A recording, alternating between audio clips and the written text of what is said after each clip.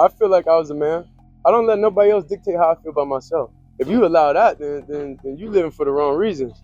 I know who I am as a person, as an individual, and just being a child of God. Shedeur has that, and people have talked about that. The swagger, the bravado, the confidence, whatever you want to label it, there is a, as the kids call it, aura. Yeah, I heard that on TikTok one time. For months, the conversation around Shedeur Sanders kept moving like clockwork. First, he was not ready. Then, he did not have enough reps. Then, he was supposedly too raw, too early, too this, too that. And now, all of a sudden, some of the very same people who helped push that doubt are slowly starting to change their tone. That is why this story matters. Not because people are finally praising Shedeur, but because it feels like they are being forced to admit what was in front of them the whole time. The talent was real, the spark was real, the leadership was real. And now, the backtracking has started. I am going to say is I'm going to address what Mary Kay said. And you know, she said something positive. She said Shedeur's a gamer. She said Shedeur, you know, has a really good opportunity. All the media seems to be saying something different every 3 days. I got to be honest with you. You know, 2 days ago, Deshaun Watson was QB1. You know what I'm saying? The other day, Shedeur was QB1. The wild part is, Shedeur's name keeps getting dragged into every conversation like he is the only player who came out of that class. Nobody wants to spend all day breaking down Harold Fannin. Nobody wants to talk about Quinshon Judkins. Nobody is giving you some deep, passionate take on Dylan Sampson every 5 minutes. No, the name that keeps getting thrown into the mud over and over is Shedeur Sanders. And that tells you everything.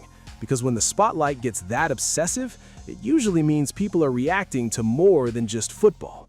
They're reacting to attention, personality, expectations, and the fact that this dude makes people feel something. Once he was on that football field, things look different. You can't argue that with me.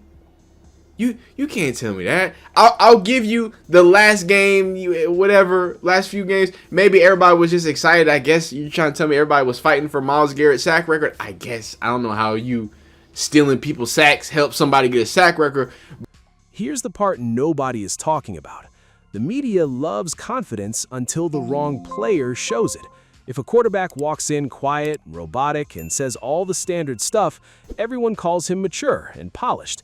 But when a guy like Shedeur carries swagger, presence, and real belief in himself, suddenly people start calling it too much. Suddenly it becomes arrogance. Suddenly every mistake becomes proof he was overhyped. And that is what has been happening here. The problem was never just his play. The problem was that he looked and carried himself like a quarterback people naturally rally around. And that makes some folks uncomfortable when they did not stamp him first. And that is what makes this current shift so interesting, because now some of the same people who were cool with the whole "he was not ready" story are starting to admit, yeah, maybe he did not get enough reps. Maybe he was thrown into action without the ideal preparation. Maybe the coaches did not fully set him up the way they should have. That's not a small adjustment, that's a huge one. Because for a while, the fans defending Shedeur were treated like they were being emotional, delusional, or blinded by hype. Now, suddenly, the exact thing they were saying is being repeated back in a cleaner, safer, media-friendly way.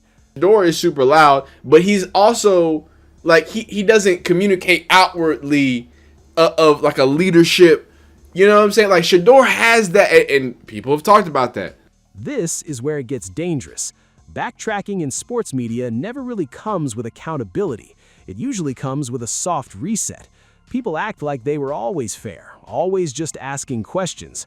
No, some of them were pushing narratives. Some were acting like a backup quarterback should magically lead an NFL offense with barely any first-team work. And now that the truth is getting harder to hide, the language is quietly shifting. What stood out was the admission that Shedeur probably was not fully prepared through reps, and that starting him may have been premature when he had barely gotten work with the first team. That matters a lot, because this whole time, people were judging the results without being honest about the setup. They were looking at the stat line and the mistakes without asking the obvious question.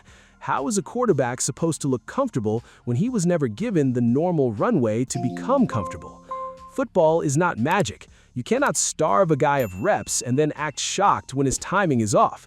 You cannot ignore the context and then grade him like the context never existed. That is exactly what happened with Shedeur Sanders. The evaluation was never fully honest, and now that people are starting to admit that, the whole narrative around him deserves to be reconsidered. It's no coincidence that Dylan Sampson starts getting, he's in the pass game. Harold Fannin has even bigger, better games with Shedeur, even though he was always cooking. And let's be real, this is where young players usually make a mistake. They start believing the noise around them. They get too high on praise or too crushed by criticism. But Shedeur never seemed to lose that internal belief. He still looked like a gamer. He still looked like someone who thought he belonged. And even the people now softening their take are admitting exactly that. They are admitting he shines in tough moments. They are admitting he has that it factor. They are admitting the 2-minute drill stuff jumped out. That is not small talk. That is the kind of thing teams spend years hoping to find in a quarterback. Here's the disconnect that gets funny. People want to dismiss the wins because maybe the numbers were not always pretty, but football is still about winning games. You cannot tell fans that quarterback wins matter and then decide they do not matter when the quarterback in question is Shedeur Sanders. That is having it both ways. The guy finishes with division wins, shows real poise in key moments, and injects genuine energy into the team. And somehow the response is still, yeah, but. There's always a but with certain players, and usually that but has more to do with preconceived opinions than anything happening on the actual tape. Here's the part nobody is talking about. Teammates respond to quarterbacks in ways stats do not always capture. You can feel when a locker room starts believing. You can see it in body language, in effort, and how people react when a big throw gets uncorked downfield. There was a different energy when Shedeur was on the field, a looseness, a confidence, a feeling that something real could happen. That doesn't mean he was perfect. It means he had the one thing you cannot teach. He made people believe. And that matters more than people want to admit. Joe Flacco made a whole career out of doubt. Sam Darnold got clowned for years and still stuck around because real quarterback feel is impossible to fake. Quarterback is not just pretty mechanics in a clean pocket. It's command, it's timing, it's whether people feel energized the moment you walk onto the field. And Shedeur clearly gave off something that resonated with everyone around him. The ask is simple. Give him real reps. Give him real developmental attention instead of throwing him into chaos and grading him like he had every advantage. That is not unreasonable. That's just honesty. If he wins the job, great. If he doesn't, fine. But make it real. Make it fair. Because Shedeur Sanders is not asking for the job to be handed to him. He's asking for the chance to take it. The Browns are walking into a season where every practice rep gets examined through this lens. If Shedeur looks sharp, people will say the media was too hard on him. If he struggles, those same voices will act like they were right all along. That's the game. But what has changed is that the total dismissal no longer lands the same way. Too many people have already seen enough.